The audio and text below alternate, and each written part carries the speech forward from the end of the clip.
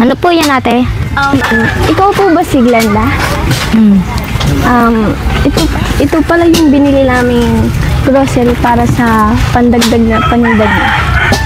Maraming salamat po yan, sir, sa grocery. Ito yung binili natin kanina para sa, ito nga, meron kami dito namili sa inyo. Pandagdag ito. Biscuit. So, ilagay na lang natin. Pansit canton para din sa pandagdag sa paninda nyo at saka asukal, kape, nandito yung at saka dito naman ay mga sabon para din sa paninda. Ayun na lang po yun. Saka kasi bukas. Ano po?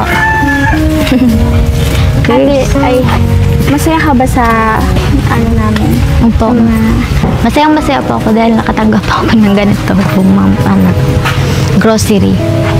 So, Ako nga po, di na po babalik si Kuya Bal. So, ayun nga, hindi naman bumalik pa din kami at yun nga, andito ako kasama ako para ihatid tong kaunting tulong para sa paninda niya. So, nga kami na maglalagay sa tindahan niyo nito. Po.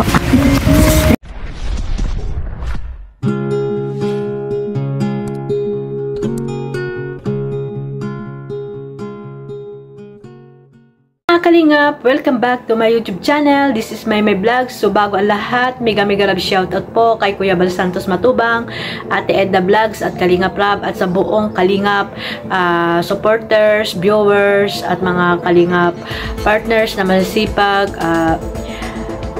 na scouter. Ayan, mega love shoutout po at higit sa lahat, mega love shoutout po sa Team Merd. Ayan, pakisuportahan nyo po ang Team Merd at sana ay matanggap nyo na ang aming grupo na walang sawang tumutulong kay Kuya Bal Santos Matubang. So, ayan lang po ang Team Merd. Lawakan nyo lang po ang inyong pag-iisip at tanggapin nyo po ang mga rules and regulation para po matahimik na po ang lahat. So, ayan guys, no,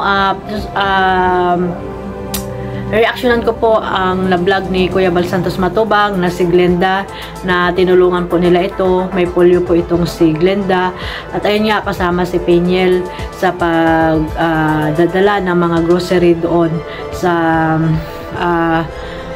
Sorsogon. Ayan, sa Donsol, Sorsogon, yun si Glenda. At ayun nga, no, kasama ni Kuya Bal si Peniel para maghatid ng grocery doon kay Glenda. So ayan, napakasipag ni Peniel, no? Talaga namang sana hindi siya magbago hanggang sa makapagtapos siya ng pag-aaral, at napakaswerte niya dahil sila Kuya Bal ang nakakita sa kanila at tinulungan sila ni Kuya Bal bago namatay yung kanyang ama. At ayun nga, nandoon na si Peniel sa kanilang kila Kuya Bal Santos Matubang at kila Ate Edna para doon siya tumira at ay pagpatuloy niya yung kanyang pag-aaral. So, bago kinuha ng Panginoon ang kanyang ama, ay napakaganda ng plano ni Lord para kay Peniel, kasi nandyan sila Kuya Bal, sila Ate Edna, si Kalingap Rab para tulungan siya sa kanyang pag-aaral at para na rin sa kanyang kinabukasan. So, sana hindi magbago si Peniel at patuloy lang yung pagiging mabait niya sa kanyang mga nakakasalamuha, pagtulong niya sa mga tinutulungan ni Kuya Bal Santos Matubang. Napakabait na bata ni Peniel at wala akong masabi, at marami ding nagmamahal sa kanya. At ayun, napakaswerte niya dahil napunta siya sa pamilyang Matubang, at kung ano man yung gusto niyang gawin sa buhay niya ay magagawa niya sa tulong nila Kuya Bal Santos Matubang. At ayun nga, kasama din si Peniel sa Baguio. Ayan, nag-enjoy din siya doon kasama ang mga Kalingap Angels. So ayun lang guys, no, sana hindi muna siya mag-vlog kasi focus lang siya sa kanyang pag-aaral muna. So wag mo na magbo-boyfriend, siyempre, para makapokus ka sa iyong pag-aaral at makapagtapos ka ng iyong pag-aaral sa tulong nila Ate Edna, nila Kuya Bal at ni Kalingap Rab. So ayun lang guys, no, maraming salamat sa inyo sa walang sawang suporta sa Team Merd at kay Kuya Bal Santos Matubang, kay Ate Edna Vlogs at Kalingap Rab at sa mga masipag na scouters dyan sa Daet. Sana wag po kayo magsawang sumuporta sa amin. Ayan, sa mga OFW dyan, shoutout po sa mga mabait na Kalingap supporters. Ayan, mega love shoutout po sa inyong lahat. God bless us all. Mag-iingat po tayong lahat. Bye-bye.